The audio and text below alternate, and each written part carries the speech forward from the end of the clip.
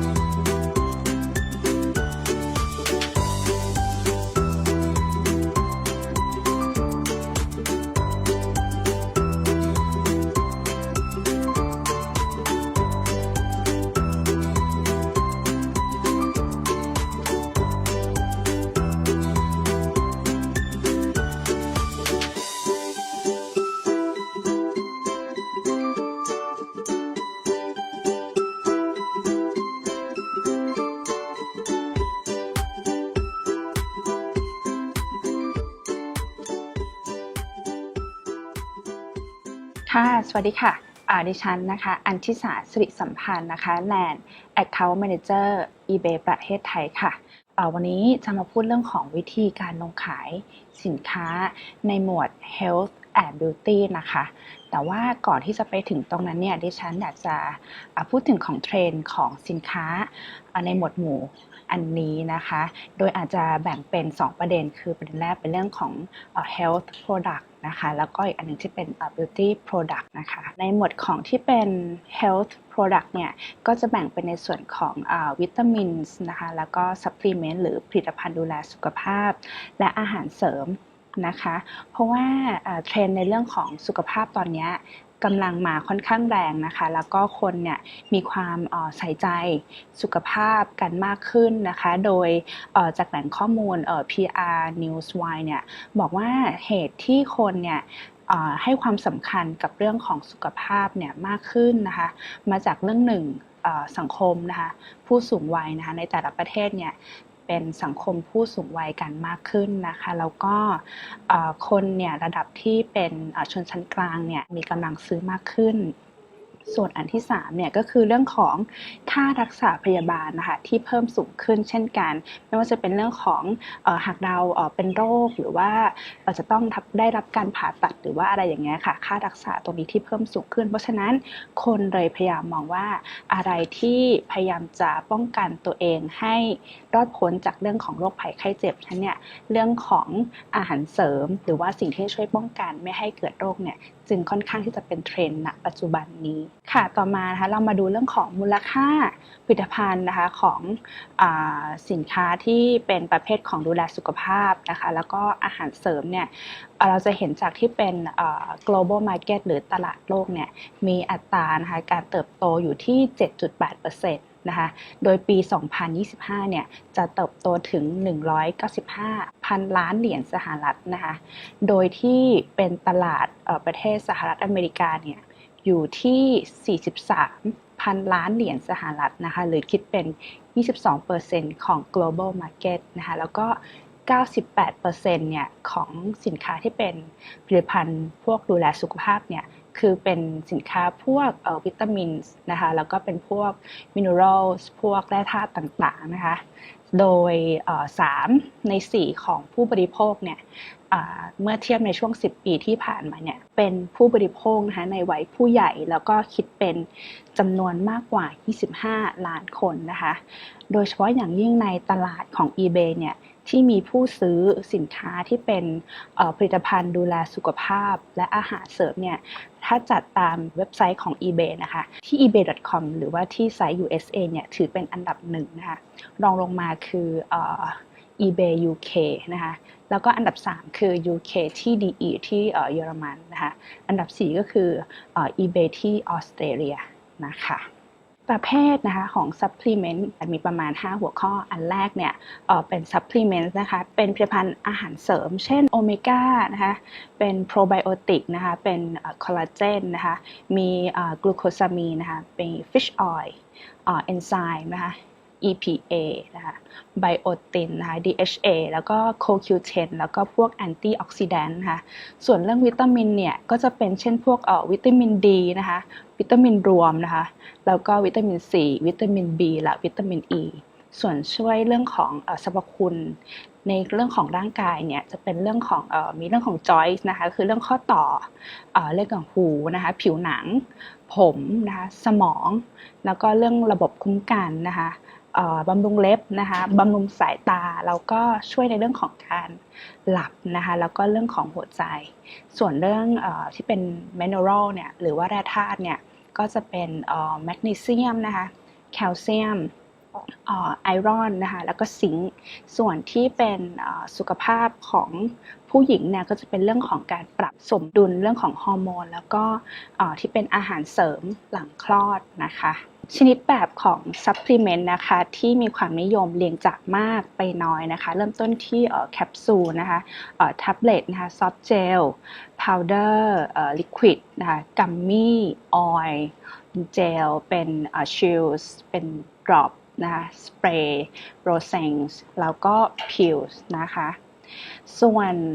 เมื่อกี้พูดถึงเรื่องของผลิตภัณฑ์เกี่ยวกับเรื่องของสุขภาพไปแล้วนะคะอันนี้จะเป็นเรื่องของผลิตภัณฑ์เสริมความงามนะคะซึ่งตามที่เป็นที่นิยมขายบน eBay เนี่ยก็จะมีพวกที่เป็นเครื่องสำอางนะคะสกินแคร์แฮร์แคร์แล้วก็ผลิตภัณฑ์ทำความสะอาดร่างกายนะคะส่วนตรงนี้จะเป็นราคาขายสินค้านะคะของbeauty products ที่ผู้ขายไทยเนี่ยขายอยู่ที่ eBay โดยจะมีถึง6 level ด้วยกันนะคะถ้าสังเกตเนี่ยราคาที่20เนี่ยถึง50เหรียญนะคะเป็นของที่เติบโตนะคะแล้วก็ขายราคานี้เนี่ยค่อนข้างคล่องนะเพราะฉะนั้นเนี่ยถ้าผู้ขายเนี่ยsourcing ของเนี่ยอยากจะให้ลองหาสินค้าที่ราคาประมาณนี้นะคะเพราะว่าดูจากเทรนใน3ปีที่ผ่านมาตั้งแต่ปี2017 18 19เนี่ยช่วงของราคาขาย20เหรียญจนถึง50เหรียญเนี่ยเติบโตค่อนข้างดีนะคะในบรรดาทั้ง6กลุ่มของราคาขายนะคะส่วนแบรนด์นะคะที่เป็นที่รู้จักของชาวต่างชาติแล้วก็ส่วนหนึ่งก็ดังที่บ้านเราเนี่ยไม่ว่าจะเป็นฐานนะคะ Chanel White นะคะ Oriental Princess Miss Teen Katie Dor Q-Press ภูตะวันสีจันทร์หรือแม้แต่จิฟเฟอรีนตรงนี้ก็เป็นที่รู้จักของชาวต่างชาติแล้วเราก็มีขายส่งออกแล้วก็มีขายอยู่ในที่ eBay ของเราด้วยนะคะค่ะจากที่ผ่านมาเนาะหลายท่านคงเห็นกระแสนะคะที่มาแรงของสินค้าประเภทของ health and beauty แล้วในแง่การเติบโตของตลาดนะคะเพราะฉะนั้นเนี่ยอีกทั้งเนี่ยบ้านเราเองก็มีแบรนด์อย่างที่บอกก็คือเป็นที่รู้จักที่บ้านเราด้วยแล้วก็รู้จักในระดับสากลด้วยนะคะหลายท่านเองเนี่ยอาจจะมองเห็นโอกาสที่จะเข้ามาขายสินค้าประเภทนี้มากขึ้นนะคะหรือบางท่านอาจจะขายสินค้าประเภทนี้อยู่แล้วแต่ว่าอยากที่จะลงของเพิ่มมากขึ้นนะคะอาจจะลงของที่เป็นแบรนด์ใหม่ๆมากขึ้นตามนะคะจากที่ฟังเทรนด์การเติบโตที่ผ่านมาเพราะฉะนั้นเนี่ยในหัวข้อนี้เนี่ยดิฉันก็จะขออนุญาตเล่านะคะเกี่ยวกับข้อควรปฏิบัตินะคะเมื่อลงขายสินค้าในหมวดหมู่ health and beauty นี้นะคะไม่ว่าจะเป็นเรื่องของการสร้าง listing แบบมืออาชีพนะคะแล้วก็กฎเกณฑ์ต่างๆนะคะในการลงขายพร้อมถึงตัวอย่าง listing ที่สุ่มเสี่ยงนะคะที่ไม่ควรเอาลงแล้วก็เพื่อทั้งนี้เนี่ยเพื่อให้ท่านเนี่ยสามารถที่จะขายแล้วก็เติบโตอยู่ในหมวดหมู่ health and beauty ได้อย่างยั่งยืนนะคะอันนี้เราจะมาเริ่มต้นที่การสร้าง listing แบบมืออาชีพนะคะโดยหน้านี้เนี่ยจะพูดถึงเรื่องของภาพสินค้านะคะก็จะมีในส่วนที่เราแนะนำนะคะและก็ไม่แนะนำอย่างภาพสินค้าที่เราแนะนำเนี่ยอย่างแรกควรจะใส่มากกว่า6ภาพนะคะแล้วก็มีresolution เนี่ยอยู่ที่1,000 พิกเซลคูณ 1,000 พิกเซลนะคะแล้วก็ใส่ได้มากสุดนะคะถึง12ภาพนะคะแต่ว่าถ้าใครบอกว่าโอเค6ภาพฉันพอแล้วก็ไม่เป็นไรนะคะส่วนต่อไปเนี่ยก็จะเป็นเรื่องของภาพนะคะว่าควรจะใช้เป็นพื้นขาวนะคะไม่มีลายน้ำนะคะไม่มีขอบไม่มีตัวอักษรนะคะเนื่องจากว่าถ้าเราใช้ภาพพื้นขาวหรือว่าไม่มีลายน้ำเนี่ยจะทำให้การเสิร์ช ติด listing ของเราเนี่ยมีประสิทธิภาพมากขึ้นนะคะอย่างที่3ภาพเนี่ยจะต้องมองเห็นฉลากนะคะภาษาอังกฤษชัดเจนแล้วก็วิธีการใช้ผลิตภัณฑ์เนี่ยก็ควรจะมีอยู่ในภาพตรงนี้ด้วยนะคะอาจจะเป็นภาพประกอบใส่ text อย่างเงี้ยค่ะว่าสินค้านี้ใช้แบบไหนอย่างไรนะคะเพื่อให้ง่ายต่อการเข้าใจนะคะอาจจะมีภาพที่เป็นส่วนประกอบที่เป็นไฮไลท์ของผลิตภัณฑ์นะคะเช่นวิตามินซีหรือว่าเป็น AHA นะคะเพื่อให้ผู้ซื้อเนี่ยสังเกตได้ง่ายนะคะแล้วก็อาจจะใส่ภาพที่เป็นในส่วนของคำอธิบายประเภทผลิตภัณฑ์เช่นexfoliating mask หรือว่าเป็น moisturizer หรือว่าเป็น eye treatment นะคะเป็นต้นเราก็เลือกภาพนะคะที่เป็นมืออาชีพส่วนเดี๋ยวเรื่องของลักษณะภาพที่แนะนำเนี่ยเราจะมีตัวอย่างให้ท่านได้เห็นในสไลด์ถัดไปนะคะถัดมาก็คือลักษณะภาพที่เราไม่แนะนำนะคะเรื่องแรกคือภาพสินค้าที่ไม่มีฉลากเป็นภาษาอังกฤษนะคะการที่ภาพเราเนี่ยไม่มีฉลากที่เป็นภาษาอังกฤษหรือว่าไม่แสดงส่วนประกอบให้เห็นอย่างชัดเจนเนี่ยก็อาจจะส่งผลให้ถูกเอา listing ลงได้นะคะเนื่องจากว่าตามกฎของ US FDA เนี่ยจะอนุญาตเฉพาะสินค้าที่มีฉลากเป็นภาษาอังกฤษนะคะแล้วก็สินค้านั้นเนี่ยจะต้องเป็น over the counter หรือว่า OTC คือต้องเป็นสินค้าที่สามารถซื้อได้นะคะโดยที่ไม่ต้องมีใบสั่งแพทย์นะคะอย่างที่2ไม่ใช้ภาพนะคะที่สื่อเกินจริงหรือ overclaim เพราะว่าอาจทำให้ผู้ซื้อเนี่ยคาดหวังกับผลลัพธ์เกินจริงได้นะคะและอาจจะทำให้ถูกเปิดเคส return นะคะด้วยเหตุผลว่า item not as described นะคะหรือว่าอาจจะทำให้ listing เนี่ยโดนเอาลงหรือว่าอาจจะโดนระงับการขายได้หากว่าไม่ได้มีการปรับปรุงตรงนี้นะคะอย่างที่3นะคะภาพไม่น่าดูภาพไม่น่าดึงดูดหรือว่าภาพสื่อไปในเชิงอนาจารเนี่ยตรงนี้ก็อาจจะทำให้ listing หรือสินค้าแล้วดูไม่เป็นมืออาชีพแล้วก็ไม่น่าเชื่อถือและอาจจะสุ่มเสี่ยงต่อการละเมิดกฎของ US FDA ได้ด้วยนะคะแล้วก็บางท่านเนี่ยอาจจะใส่ภาพน้อยเกินไปนะคะอาจจะอย่างที่บอกแนะนำว่า6ภาพนะคะกำลังดีนะคะแล้วก็อย่างบางคนก็อาจจะใส่ภาพเยอะแต่ว่าภาพอาจจะมีความละเอียดต่ำอย่างเงี้ยค่ะก็ถ้ามีความละเอียดต่ำมากๆเนี่ยอาจจะทำให้ผู้ซื้อเนี่ยเห็นภาพสินค้าเรานะคะไม่ชัดเจนไม่สามารถที่จะขยายภาพได้แล้วก็ทำให้เราเนี่ยลดโอกาสในการขายสินค้าลงได้นะคะค่ะสไลด์นี้นะคะเป็นตัวอย่างของภาพสินค้าที่เราแนะนำนะคะอย่างตัวอย่างแรกเนี่ยจะเห็นได้ว่าเป็นภาพแรกเนี่ยเป็นพื้นขาวนะคะไม่มีลายน้ำไม่มีขอบไม่มีตัวอักษรนะคะมองเห็นฉลากชัดเจนนะคะแล้วก็เห็นภาพผลิตภัณฑ์นะคะในต่างๆมุมเพื่อช่วยให้ผู้ซื้อตัดสินใจซื้อได้ง่ายขึ้นนะคะแล้วก็มีเรื่องของวิธีการใช้ผลิตภัณฑ์นะคะแล้วก็มีภาพที่เป็นคำอธิบายรายละเอียดผลิตภัณฑ์ชัดเจนนะคะส่วนตัวอย่างที่2นะคะเป็นsupplement นะคะภาพแรกเช่นเดียวกันนะคะเป็นภาพพื้นขาวนะคะไม่มีลายน้ำไม่มีขอบไม่มีตัวอักษรนะคะมองเห็นฉลากชัดเจนเห็นส่วนประกอบสำคัญนะคะชัดเจนแล้วก็ตรงนี้แถมก็คือมีฟีดแบ็กจากผู้ใช้จริงด้วยนะคะแล้วก็มีวิธีการใช้ผลิตภัณฑ์นะคะคำอธิบายสรรพคุณของผลิตภัณฑ์แล้วก็ยังมีตาประทับตรงนี้เพื่อแสดงถึงความน่าเชื่อถือของผลิตภัณฑ์ด้วยนะคะเมื่อสไลด์ที่แล้วนะคะเป็นเรื่องของการสร้าง listing แบบมืออาชีพนะคะโดยเน้นที่เรื่องของภาพถ่ายตอนนี้นะคะเราจะมาพูดเรื่องของการสร้าง title แบบมืออาชีพนะคะประการแรกนะคะเรื่องของคีย์เวิร์ดนะคะ5คำแรกค่อนข้างสำคัญนะคะควรจะเน้นว่าจุดเด่นของสินค้าสรรพคุณหรือแบรนด์ของเรานั้นคืออะไรนะคะแล้วก็พยายามใส่ให้ครบนะคะ80ตัวอักษรนะคะข้อ2นะไม่ใส่ข้อความเกินจริงนะคะไม่อวดอ้างสรรพคุณเกินจริงเพราะว่าหากทำให้ผู้ซื้อเนี่ยมีความคาดหวังเกินกว่าผลลัพธ์จริงแล้วเนี่ยก็อาจจะทำให้ถูกเปิดเคสreturn นะคะด้วยเหตุผล item not as described นะคะยกตัวอย่างเช่นคำว่าbleaching white ก็คือฟอกขาวนะคะ fast burning ก็คือผอมเร็วนะคะyouthful herbal ก็คือเป็นสมุนไพรที่ทำให้อ่อนวัยอ่อนยาวตรงนี้นะคะพวกคำพวกนี้เนี่ยอาจจะดูสุ่มเสี่ยงนะคะว่าเป็น overclaim และอาจจะทำให้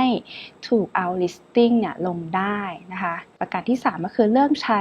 คำนะคะที่เหมาะสมนะคะแล้วก็ควรตรวจสอบด้วยว่าเป็นคำที่มีส่วนประกอบนะคะที่ทาง US FDA นะคะอนุญาตให้ขายสินค้านั้นหรือไม่นะคะจะต้องไม่เป็น prescription medicine นะคะตัวอย่างคีย์เวิร์ดที่ไม่ควรใช้นะคะเช่นคำว่า melatonin นะคะ sleeping aid youthful herbal นะคะโคจิกแอซิดและ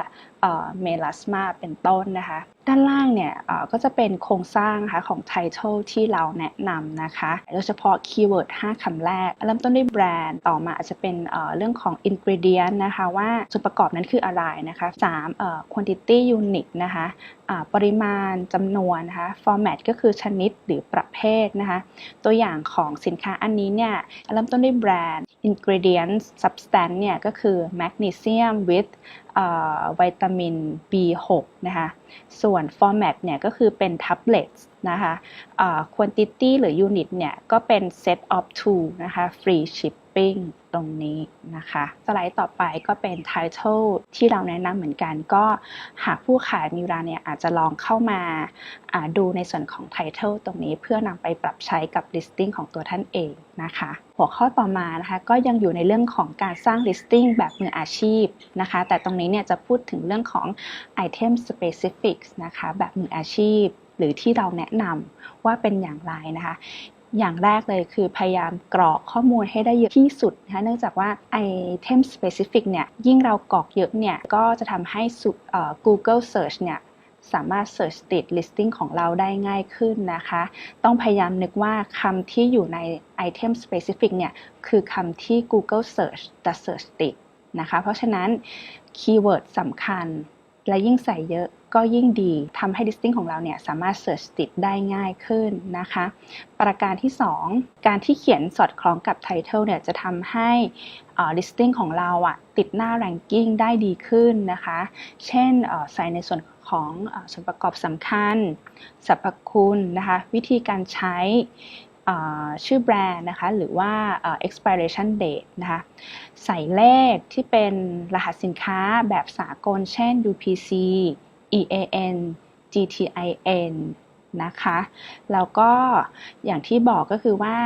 item specific เนี่ยยิ่งกรอกเยอะยิ่งดีนะคะอย่างน้อยเนี่ยควรกรอกให้ได้อยู่ที่6ช่องนะคะเพื่อให้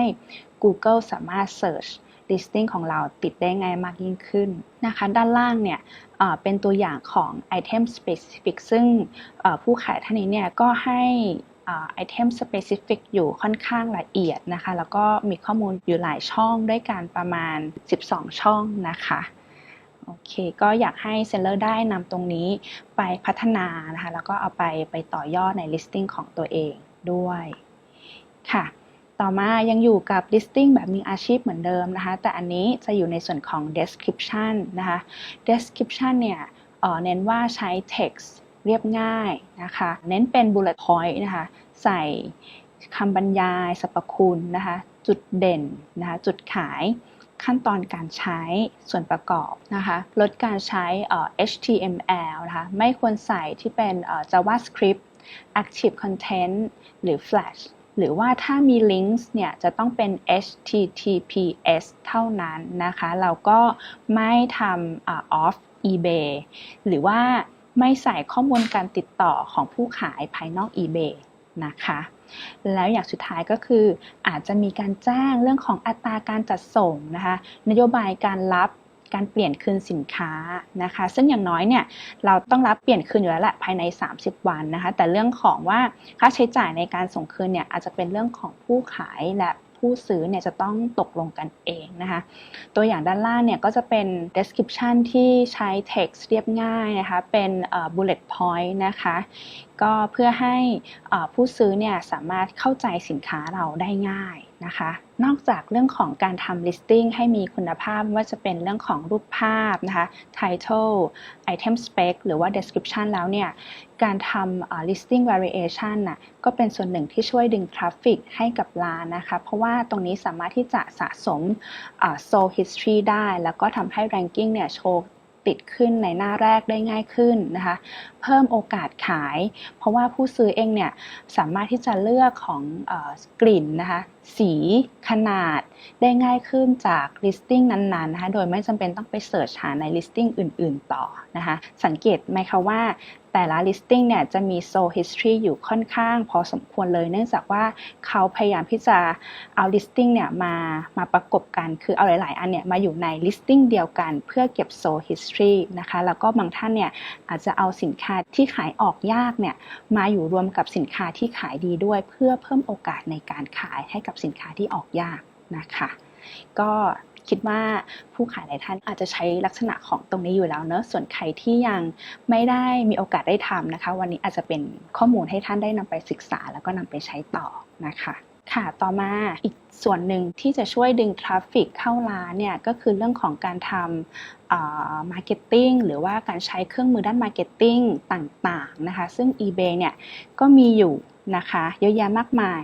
ซึ่งอันแรกเนี่ยจะขออนุญาตแนะนำเกี่ยวกับโปรโมชั่นแมเนเจอร์นะคะโปรโมชั่นแมเนเจอร์เนี่ยเป็นเหมือนการทำแคมเปญเพื่อ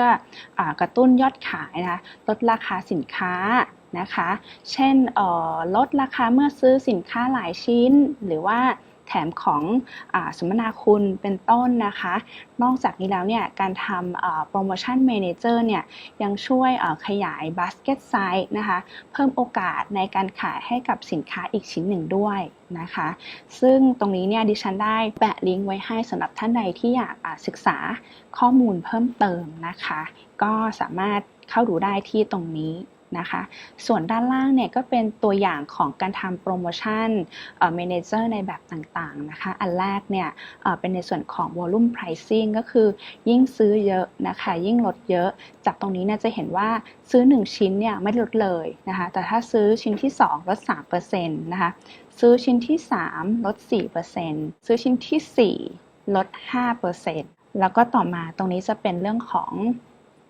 การรวมแพ็คสินค้าคือผู้ขายเนี่ยจัดกรุ๊ปของสินค้าเองนะคะอย่างอันนี้เนี่ยเขาขาย1 listing เนี่ยมี20ห่ออันนี้เป็น max หน้านะคะซึ่งจะบอกว่าการรวมแพ็คสินค้าอันนี้ไม่จำเป็นต้องผ่านตัวโปรโมชั่น Manager ก็ได้ผู้ขายสามารถทำเองได้นะคะเช่นอาจจะบอกเลยว่า listing นี้เนี่ยประกอบไปด้วย mask จำนวน20ชิ้นประมาณนี้นะคะก็สามารถช่วยให้เพิ่มขยาย basket size ได้ด้วยนะคะต่อมาเป็นโปรโมชั่น Manager อีกแบบหนึ่งนะคะอันนี้คือ Markdown Sales Event ก็คือว่าเป็นการให้ส่วนลดไปเลยแม้ว่าคุณจะซื้อสินค้าแค่ชิ้นแรกก็คือฉันก็ลดแล้วนะคะอันนี้เป็นผลิตภัณฑ์ดับกลิ่นกายของคุณผู้ชายนะคะตอนนี้ซื้อชิ้นแรกก็ลดเลยนะคะ 8% นะคะส่วนด้านขวาก็คือ Order Size Discount อันนี้ก็คล้ายๆกับตัว Volume Price แต่ว่าอันนี้เนี่ยยิ่งซื้อมากยิ่งลดเหมือนกันแต่ว่าสามารถที่จะคละสีคละแบบได้นะคะโอเคเมื่อกี้ Marketing Tools ในเรื่องของPromotion Manager การทำแคมเปญลดราคานะคะคราวนี้มาดู Marketing Tools อีกตัวหนึ่งก็คือPromoted Listing นะคะหรือเป็นการทำแอดให้กับ Listing ของเรานะคะตัวนี้เนี่ยหากทำแอดที่เป็น promoted listing ให้กับlisting ของเราแล้วเนี่ย eBay จะช่วยโปรโมทดัน listing ของเราขึ้นไปข้างบนนะคะให้ผู้ซื้อเห็นสินค้าเห็น listing ของเราได้ง่ายขึ้นนะคะและทำให้เราเนี่ยมีโอกาสในการขายมากขึ้นนะคะนอกจากนี้แล้วเนี่ยถือว่าเป็นโอกาสทองเลยเพราะว่า promoted listing เนี่ยจะเสียค่าใช้จ่ายเฉพาะสินค้าที่ขายได้เท่านั้นนะคะถ้าสินค้าไหนที่เราทำแล้วไม่ได้มีการขายผ่านทาง promoted listing เนี่ยเราก็จะไม่เสียค่าโปรโมทตรงนี้นะคะก็สามารถที่จะศึกษารายละเอียดนะคะเพิ่มเติมนะคะได้ตามลิงก์สีเขียวตรงนี้ที่ให้ไว้นะคะตรงนี้จะเป็นคำอธิบายเพิ่มเติมนะคะว่า eBay นะคะช่วยนำเสนอสินค้าของท่านที่มีลักษณะ คล้ายคลึงกับสิ่งที่ผู้ซื้อเคยคลิกหรือเคยเสิร์ชนะคะและ eBay จะแสดงผลใน listing ที่คล้ายๆกันเพื่อเพิ่มโอกาสในการขายและการแข่งขันด้านล่างนี่คือตัวอย่างนะคะสมมติว่าผู้ซื้อกดดูสินค้าของแบรนด์ซึ่งมี listing ที่เรามีผลิตแล้วเราทำ promoted listing ด้วยเพราะฉะนั้นเนี่ยlisting ที่เราทำเนี่ยแล้วก็มีความคล้ายคลึงกับที่ผู้ซื้อเคยคลิกหรือเสิร์ชเนี่ยก็จะมาขึ้นปรากฏให้กับผู้ซื้อได้เห็นลักษณะหน้าตาแบบนี้นะคะเราพูดถึงเรื่องของlisting ที่มีคุณภาพเป็นแบบไหนพูดไปแล้วนะคะการทำ marketing tools ของทาง eBay ไม่ว่าจะเป็นpromotion manager หรือ promoted listing เนี่ยที่ช่วยเพิ่ม traffic เราได้พูดไปแล้วนะคะต่อไปนี้จะพูดถึงlisting นะคะที่มีความสุ่มเสี่ยงต่อการละเมิดนโยบายการขายสินค้าประเภทอาหารและยานะคะเรามาไล่เรียงดูกันว่ามีอะไรบ้างอย่างแรกนะคะสินค้าที่สุ่มเสี่ยงนะคะคือสินค้าที่เป็นprescription medicine หรือเป็นสินค้าที่ต้องมีใบสั่งแพทย์จึงจะซื้อได้นะคะหรือมีส่วนประกอบยาควบคุมพิเศษหรือ control drugยกตัวอย่างเช่นห้ามขายนะคะพวกยาแก้อักเสบ contact lens นะคะ retinols เมลาสมาฮอร์โมนเพศผลิตภัณฑ์ลดน้ำหนักนะคะ weight loss hair loss นะคะซึ่งหากว่าท่านใดอยากจะขายเนี่ยจะต้องเข้าไปดูว่ามีสินค้าที่เราขายเนี่ยมีส่วนประกอบตามที่ US FDA อนุญาตให้ซื้อขายหรือไม่นะคะเดี๋ยวจะอธิบายให้ฟังเพิ่มเติมนะคะต่อมาสินค้าที่สุ่มเสี่ยงอีกประการหนึ่งก็คือสินค้าที่เป็น overclaim หรือว่าอวดอ้างสรรพคุณเกินจริงนะคะเช่นคำว่า burn fast slim นะคะกลูตาไทโอน 1.5 ล้านมิลลิกรัมนะคะฟังชื่ออันนี้ก็ดูค่อนข้าง overclaim แล้วนะคะหรือ bleaching whitening skin นะคะ super extra whitening ขาวแบบ super และ extra มากๆอันนี้ก็ดูเป็นคำที่ overclaim นะคะสินค้าต่อไปที่สุ่มเสี่ยงก็คือสินค้าที่ไม่แสดงส่วนประกอบสำคัญที่ชัดเจนหรือ undeclared ingredient นะคะสินค้าดูไม่น่าเชื่อถือสุดท้ายนะคะคือสินค้าที่ไม่มี label ภาษาอังกฤษในหัวข้อต่อมานะคะที่บอกว่าขายสินค้า Health and Beauty ต้องแม่นกฎ USA ตามที่ฉันได้แจ้งไปว่าเราจะรู้ได้ยังไงว่าสินค้าที่เรามีอยู่เนี่ยเป็นสินค้าหรือมีส่วนประกอบที่ทาง US FDA อนุญาตให้ขายเพราะฉะนั้นเนี่ยเราตรงนี้นะคะก็เลยแปะว่าคุณสามารถเข้าไปเช็คนะคะตัวของส่วนประกอบของสินค้าของคุณได้นะคะที่ลิงก์ตรงนี้นะคะเพื่อดูว่าส่วนประกอบของสินค้าของทุกท่านเนี่ยสามารถลงขายที่ทาง eBay ได้หรือไม่นะคะเป็นไปตามกฎของ US FDA ได้หรือไม่ซึ่งถ้าเข้าไปในลิงก์แล้วพิมพ์ส่วนประกอบของสินค้าของท่านเนี่ยแล้วขึ้นโชว์ว่า over the counter หรือ OTC เนี่ยจึงเป็นสินค้าที่ขายได้นะคะแล้วก็คือต้องบอกก่อนว่าคือบางทีเนี่ยสินค้าบางอย่างที่เราเห็นอยู่ตามตลาดหรือว่าตาม marketplace ต่างๆเนี่ยเป็นสินค้าที่บ้านเรานะสามารถหาซื้อได้ง่ายและเราก็คิดว่าน่าจะสามารถเอามาขายได้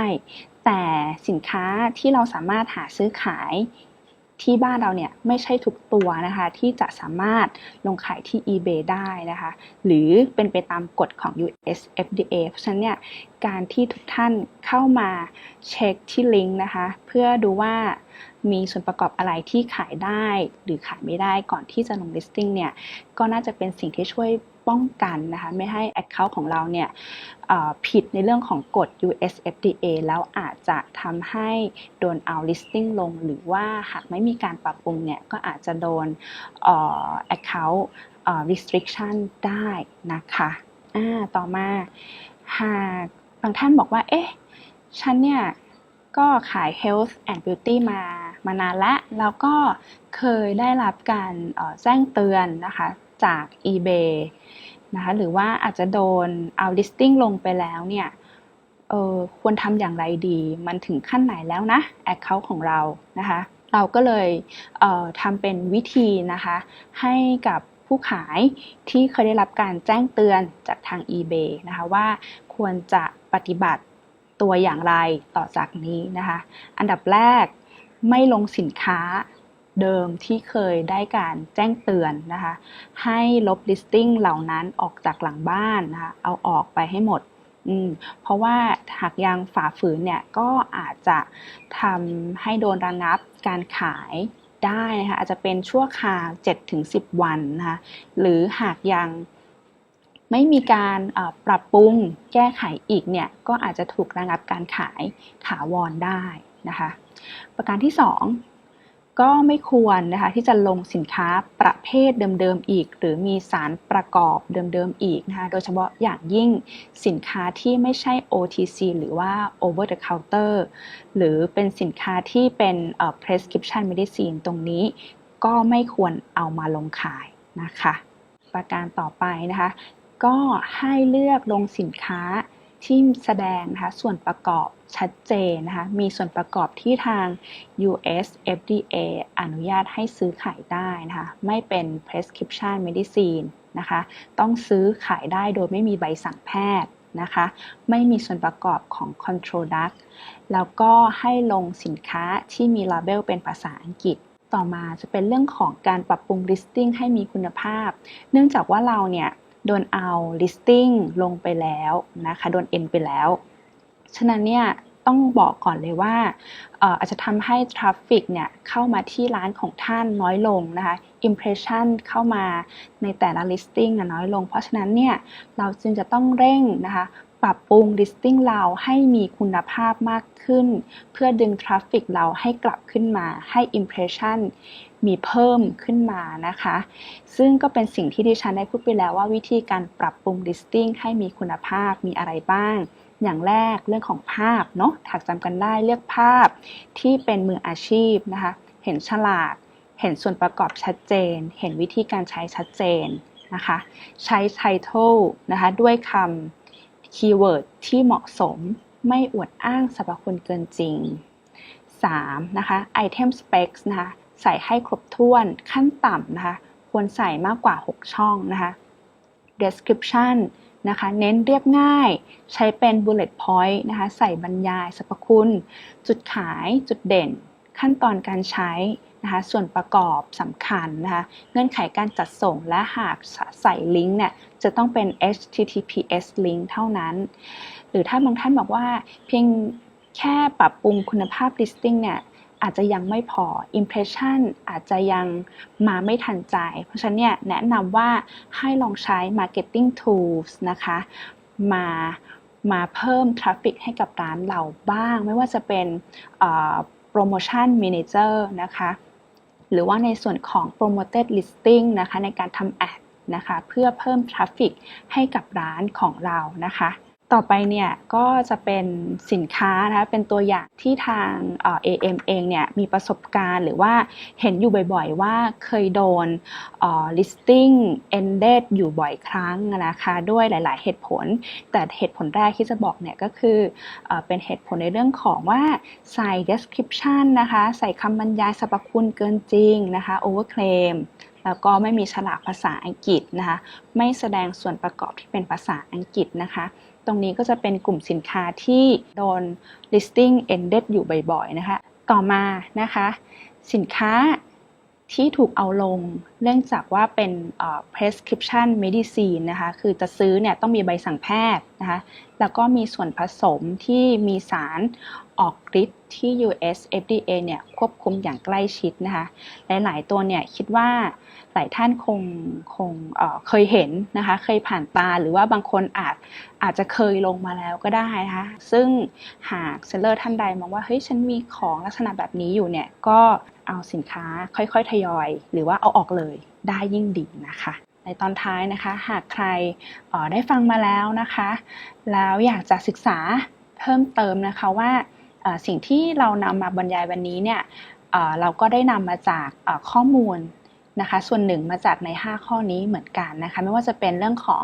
remove listing นะคะคืออะไรเข้าไปดูที่ลิงก์นี้ได้นะคะแล้วก็